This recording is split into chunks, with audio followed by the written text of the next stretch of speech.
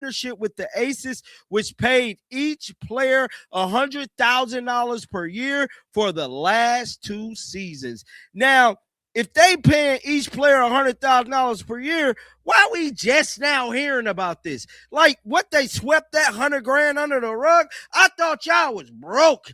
Ain't that what y'all been saying?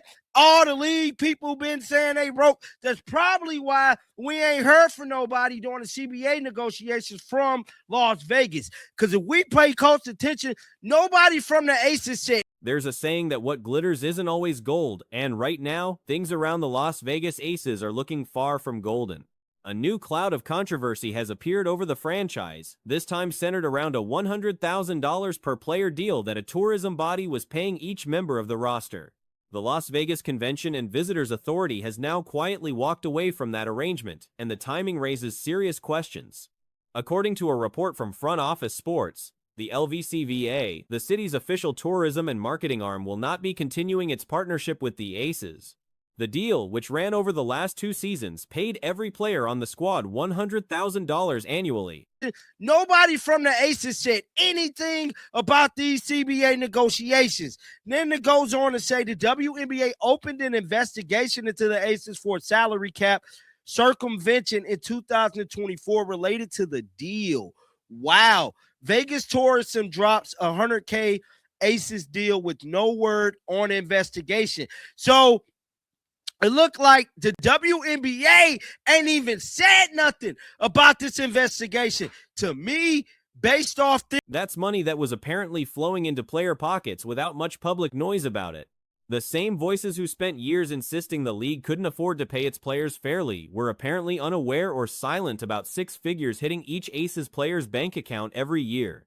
It also raises a pointed question. Why, during the most important labor negotiations in WNBA history, did nobody from the Aces speak up?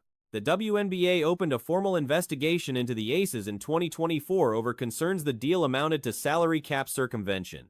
In plain terms, the suspicion is that the tourism money was a workaround, a way to get players more money than league rules allowed without technically putting it on the books. Ain't even said nothing about this investigation. To me, based off this, did the Las Vegas cheat with their salary cap situation? Was they playing players under the money? Was it pay to play type situation going on with Las Vegas? That's why I told y'all, man, when it come to A'ja Wilson, they come in with some baggage. There's always some baggage. Is this why the referees was cheating during the playoffs, but they paid a little money under the table? What is going on in Las Vegas?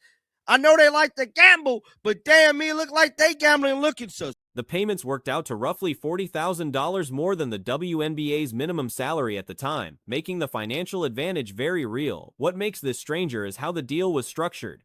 The players reportedly had no formal obligations tied to the money, no appearances, no promotional duties, no outside activities. They simply had to keep playing for the Aces.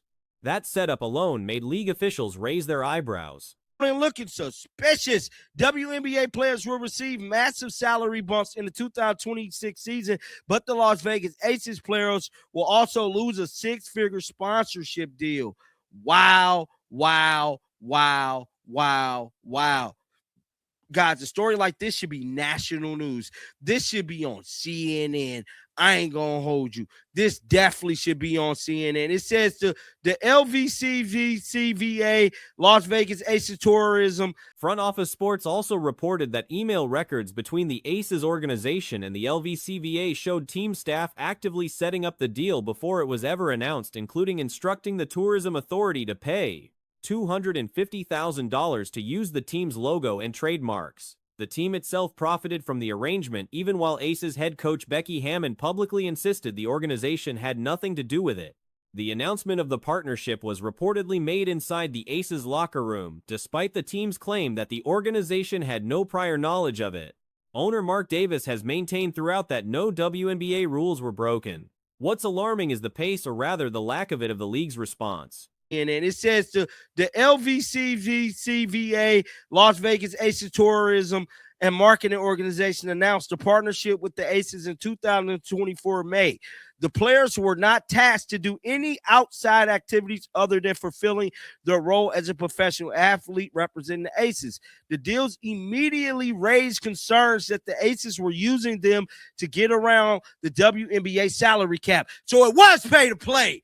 Hold up, wait a minute. The league investigated the Aces for salary cap, and under that investigation, WNBA Commissioner Kathy Engelbert confirmed as recently as September 2025 that the case was still open and that outside legal counsel had been brought in to handle it. The law firm Cabrons and Kim was assigned to conduct the investigation. Neither the firm, the league, the Aces, nor the LVCVA responded to media requests for comment when the story broke. This isn't the first time the Las Vegas franchise has found itself at the center of a major controversy. A 2023 investigation into the organization included accusations of pregnancy discrimination from former player Dearica Hamby, who alleged she was traded to the Los Angeles Sparks after informing the team she was pregnant. The league investigated the Aces for salary cap, and under that investigation table payments in 2023, and the league said it was looking into the Las Vegas Aces tourism deal after they announced in 2024. It said that the 2023 investigation not able to subsidize any cheating accusations, but it has never announced any conclusion of the second investigation. Was the league paid off? What the fuck? The league came down hard. The Aces lost their 2025 first-round draft pick, and Hammond received a 2-game suspension. Hamby has since filed a lawsuit against the organization. The timing of all this is difficult to ignore. The Aces won WNBA championships in 2022 and 2023, with another title in 2025. What the fuck? Whoa. So the league never responded to this. WNBA Commissioner Kathy Engelbert told the 1X in September 25 that there was no update on the investigation and that outside counsel has continued to investigate the case. So you mean to tell me it's still being investigated 2 years later? What the hell? Hold on. The league hired law firm Cabrera and Kim to conduct its investigation.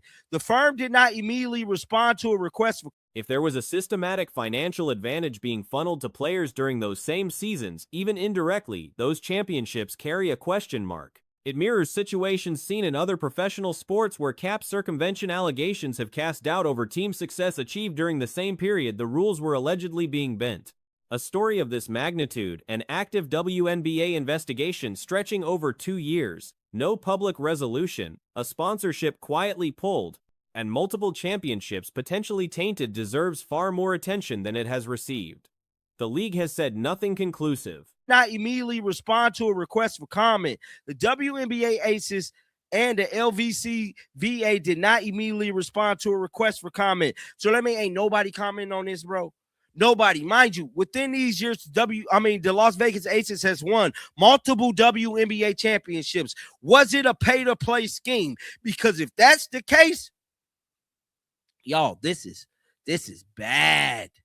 Now, the statement last time they said they heard from this company, it said Aces had no knowledge of the team has denied everything, and the checks apparently were already cashed.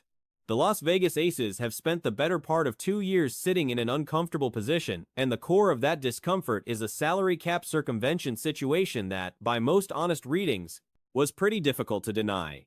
The arrangement was straightforward. Every player on the roster received an extra $100,000 annually from the Las Vegas Tourism Board, on top of their standard WNBA salary. Which basically was why a lot of players were taking lower salary. They were taking lower salary to go and play for the Aces rather than playing for somebody else. And with that being said, the WNBA were investigating it. Obviously they were. Look, I'm not blaming the Aces. I'm not blaming the Las Vegas Tourism Board, to be honest. I'm not really blaming everyone because, let's be real. At a time when the league's average pay was sitting around that same $100,000 mark, doubling a player's effective income is not a minor footnote. It's a significant competitive lever. The mechanism worked because players could afford to sign team-friendly contracts with the Aces while knowing a separate six-figure check was coming from a third party.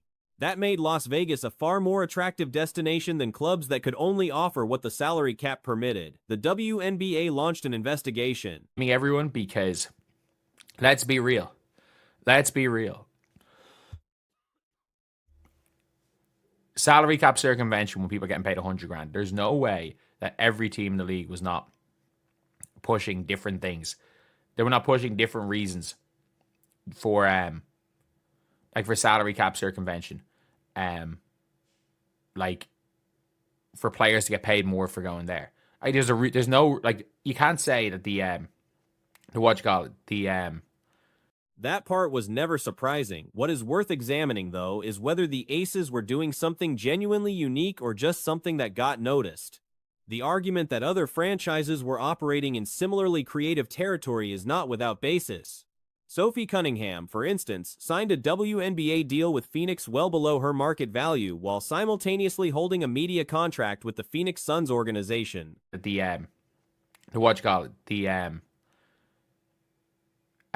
the Mercury? Yeah, it was the Mercury. She was with Phoenix. The Mercury didn't do it for Sophie Cunningham. They clearly did. They clearly did for Sophie Cunningham because she took way less than what she was worth. But the Phoenix Suns paid her way more than her WNBA contract to do media for the Suns. Like, that is not an uncommon thing. And a lot of players got the same. I mean, okay, yeah. And that kind of arrangement where an NBA-affiliated team supplements a player's income through connected deals is not unusual. It functions as an informal salary top-up, just dressed differently. The Indiana Fever face a comparable situation going forward. Attracting players like Cunningham or Lexi Hull likely requires pointing to the broader financial ecosystem around a high-profile franchise, not just the WNBA paycheck itself. Big market teams in the NBA have worked this way for decades. And by the way, the Fever apparently, the Fever are going to have to do it. The Fever are going to have to get Lexi Hull and Sophie Cunningham to take a pay cut by saying, okay, look at how much extra money you can make by being a member of the Indiana Fever. That is how big market teams work in the NBA. And that's how a lot of big markets work. It's how a lot of contracts do work. And the Aces obviously had the advantage of, we will pay you 100 grand extra. And the fact is, they got caught. Which meant the Aces simply had a more direct pipeline, and they got caught. That distinction matters legally, even if the underlying behavior was widespread. Much like the Kawhi Leonard situation with the Clippers, where improper benefits led to consequences for one franchise, despite the practice almost certainly existing elsewhere, being the team that gets caught is the thing that triggers punishment, regardless of how many others may have done the same. The Las Vegas Convention and Visitors Authority has now ended the partnership, and that decision makes sense in the current climate. Which meant getting caught means you realistically have to, go and face the punishment, unfortunately. Just like Clippers, I can guarantee you Kawhi Leonard is not the only person to have gotten improper benefits from their team. I can guarantee you it's not only Kawhi Leonard. There are a lot more people that have gotten paid extra money from their NBA teams in order to... With new collective bargaining in place and rookie minimums climbing toward $270,000, a $100,000 supplemental payment carries far less weight than it once did. The calculus for players choosing a destination has changed, and the legal exposure from a prolonged WNBA investigation outweighs any recruiting advantage the deal still offered. Walking away now is practical, not principled. The question of punishment, however, remains open. In order to, sign maybe a team-friendly deal, or to choose that team over another team. But the Clippers got caught, so the Clippers could be very much punished for this whole situation. And I don't know what's going to happen here with the Aces, because obviously you can see right here, it's they've stopped this partnership, but it's still an investigation. The fact that it continued even with an investigation, frustration should have been given full. The investigation has been active for over 2 years with no formal conclusion announced.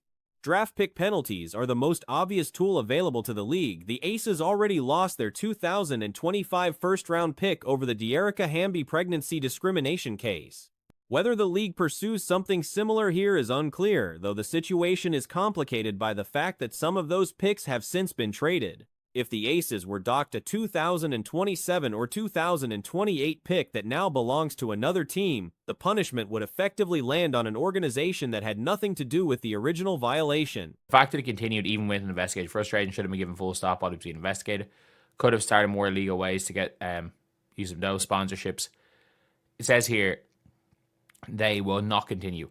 At the end of the day, I do think they could have fought it. And I do think fighting it would have been an interesting one, because had they fought it, we start to have a different conversation.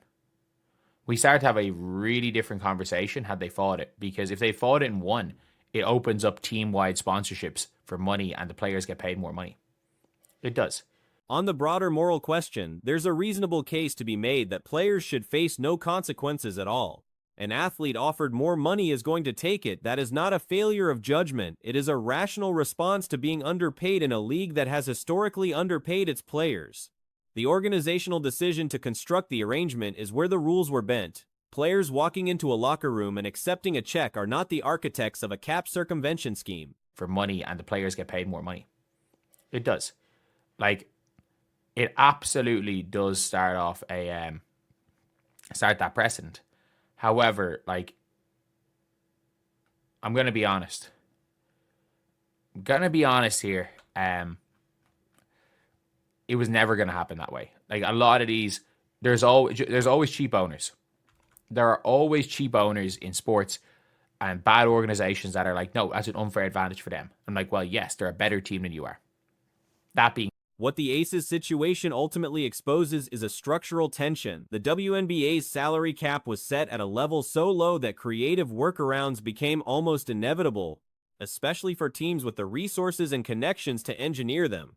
The league now has higher salaries and a new CBA, which removes some of the pressure that made these arrangements attractive in the first place. But the championships won during this period, 2022, 2023, and 2025, were achieved with a roster built, at least in part, through financial incentives that were not available to every competing team. That is a hard thing to footnote away.